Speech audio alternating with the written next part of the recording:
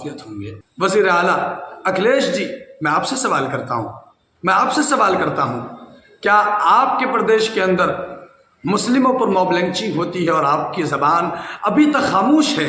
क्या इसलिए कि वो मारे जाने वाले मुसलमान हैं?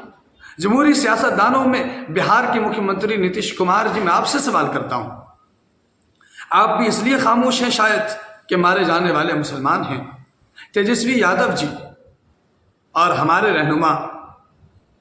रहनुमा जनाब असदुद्दीन ओवैसी साहब, जितनी ज़ोर से आपने पहलगाम का मामला उठाया, बहुत अच्छा किया आपने, हमने भी किया और करना भी चाहिए। हमारे मुल्क पर कोई आंख नहीं उठाकर देख सकता, आपने बहुत अच्छा किया। लेकिन अब मुसलमान मारे जा रहे हैं अलीगढ़ में, कौन बोलेगा? इन दिनों आप सरकार की तरफ से गैर मुल्कों में, दूसरे मुल्कों में जाकर मुल्क के इत्तेहाद और इत्तिफाक की तर्जमानी पेश कर रहे हैं और उन्हीं दिनों में अलीगढ़ में मुसलमान मारे जाते हैं। ऐसा इत्तेहाद और इत्तिफाक हमें नहीं चाहिए।